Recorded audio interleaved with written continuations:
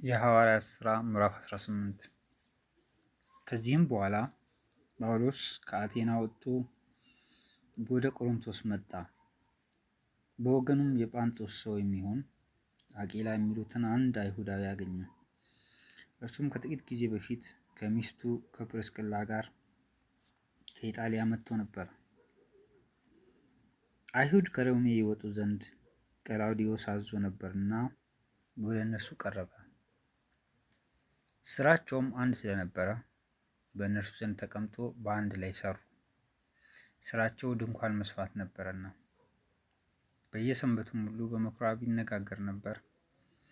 አይሁድንና የግሪክን ሰዎች ያስረዳ ነበር። ሲላስና ጢሞቴዎስም ከመቄዶንያስ በወረዱ ጊዜ ጳውሎስ ኢየሱስ ክርስቶስ እንደሆነ ለአይሁድ እየመሰከረ ለቃሉ ይተጋ ነበር። ነገር ግን በተቃወሙትና በተሳደቡ ጊዜ ልብሱን እያራገፈ ደማችሁ በራሳችሁ ነው፣ እኔ ንጹሕ ነኝ፣ ከእንግዲህ ወዲህ ወደ አሕዛብ እሄዳለሁ አላቸው። ከዚያም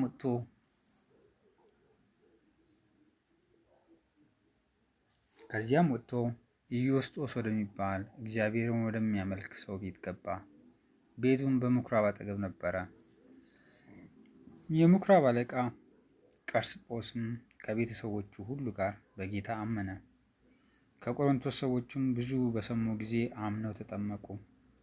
ጌታም ሌሊት በራእይ ጳውሎስን እኔ ከአንተ ጋር ነኝ፣ ማንም ክፉ ሊያደርግብህ የሚነሳብህ የለምና አትፍራ፣ ነገር ግን ተናገር፣ ዝምም አትበል፣ በዚህ ከተማ ብዙ ሕዝብ አሉኝና አለው።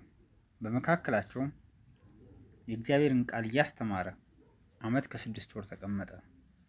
ጋልዮስም በአካይያ አገረ ገዥ በነበረ ጊዜ አይሁድ በአንድ ልብ ሆነው በጳውሎስ ላይ ተነሱ። ወደ ፍርድ ወንበርም አምጥተው ይህ ሕግን ተቃውሞ እግዚአብሔርን ያመልኩት ዘንድ ሰዎችን ያባብላል አሉ። ጳውሎስም አፉን ሊከፍት ባሰበ ጊዜ ጋልዮስ አይሁድ ሆይ አመፅ ወይም ክፉ በደል በሆነ እንድታገሳችሁ በተገባኝ፣ ስለ ቃልና ስለ ስሞች ስለ ሕጋችሁ የምትከራከሩ ከሆነ ግን ራሳችሁ ተጠንቀቁ፣ እኔ በዚህ ነገር ፈራጅ ሆን ዘንድ አልፈቅድምና አላቸው። ከፍርድ ወንበርም ፊት አስወጣቸው። የግሪክ ሰዎችም ሁሉ የምኩራብ አለቃ ሶስቴንስን ይዘው በወንበሩ ፊት መቱት። በእነዚህም ነገሮች ጋልዮስ ግድ የለውም ነበር። ከዚህም በኋላ ጳውሎስ እጅግ ቀን ተቀምጦ ወንድሞቹንም ተሰናብቶ በመርከብ ወደ ሶርያ ሄደ። ስለትም ነበረበትና ራሱን በክንክራኦስ ተላጨ። ጵርስቅላና አቂላም ከእርሱ ጋር ነበሩ። ወደ ኤፌሶንም በደረሱ ጊዜ እነዚያን ከዚያ ተዋቸው። ራሱ ግን ወደ ምኩራብ ገብቶ ከአይሁድ ጋር ይነጋገር ነበር። እነርሱም ብዙ ጊዜ እንዲቀመጥላቸው ሲለምኑት እሺ አላለም።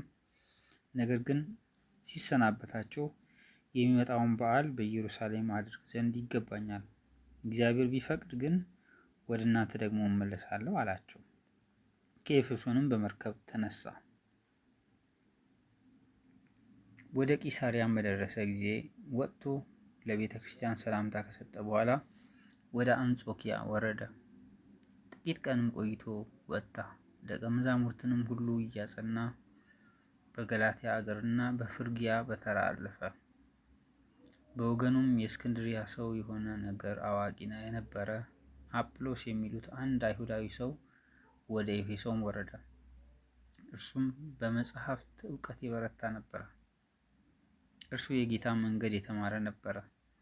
ዮሐንስንም ጥምቀት ብቻ አውቆ በመንፈስ ሲቃጠል ስለ ኢየሱስ ይናገርና በትክክል ያስተምር ነበር። እርሱም በምኩራብ ገልጦ ይናገር ጀመር። ጵርስቅላና አቂላም በሰሙት ጊዜ ወስደው የእግዚአብሔርን መንገድ ከፊት ይልቅ በትክክል ገለጡለት።